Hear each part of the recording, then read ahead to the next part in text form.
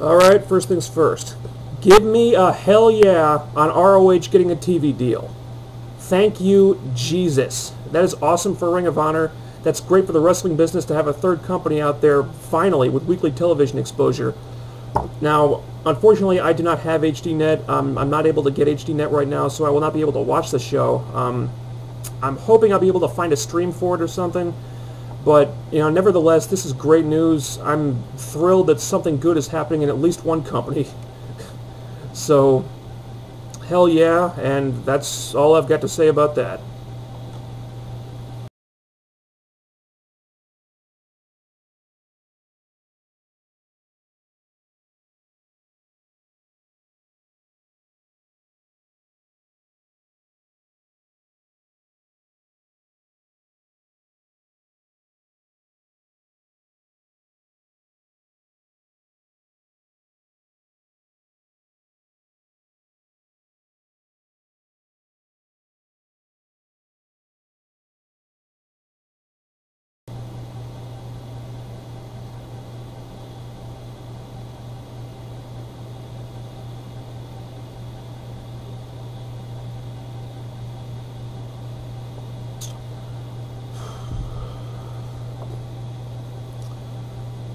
I've been making these videos for a little over a year now, and in all that time, this is probably the hardest show that I've ever had to review. So what I'm going to do here is I'm going to dispense with the ranting about all the things that were wrong with Impact this week.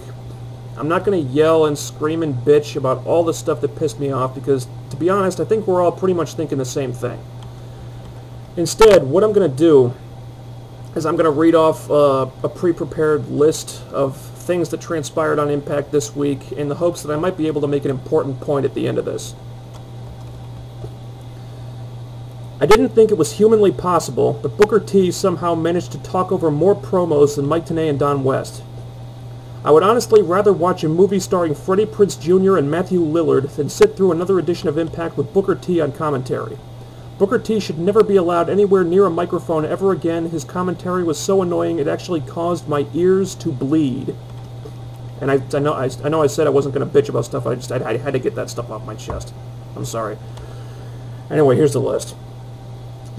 As filler, we had several self-congratulatory Main Event Mafia video packages. For matches, we had ODB versus Awesome Kong and her 3 cronies, Booker T beating up a bunch of referees, Matt Morgan versus Petey Williams with his hand tied behind his back, and Scott Steiner at ringside. And then Kurt Angle booked Sting versus Team 3D to soften Sting up for the pay-per-view match, I guess. Later on, after Mick Foley retook the show, we had Scott Steiner versus Abyss in a weapons match, with Abyss only winning by DQ, and Kurt Angle beating both members of LAX in a handicap match.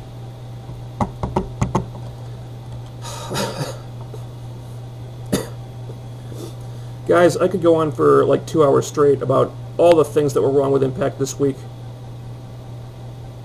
But I'm not going to do that, and I'll tell you why. This Impact was so infuriating, I bet it made you want to put your fist through the TV screen just like it did for me. It was basically a 2-hour Main Event Mafia masturbatory episode, hence the title of this video.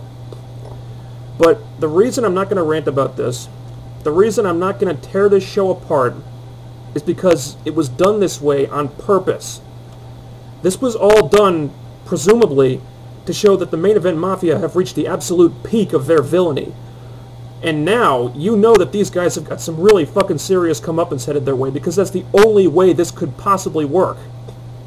And yes, the frontline guys have been made to look like absolute chumps in this feud so far, so much so that you really have to question the logic and the intelligence of the TNA creative team. But now, after a show like this, there is no way the frontline cannot get revenge on the Main Event Mafia, because it's the only way this storyline can play out. You can't have the Main Event Mafia do what they did on this show and then have there be no repercussions. That's not the way storytelling works. So yes, I absolutely hated so many of the things on this show, I could completely bury it as quite possibly the worst Impact of all time. But I'm not going to do that, because as I said, this was all by design, okay? In fact, I'm not going to review the show at all this week, because this is one of those cases where my opinion is going to depend entirely on what happens next. And if I'm right, over the next few weeks, we're going to look back on this episode and see that this was the breaking point.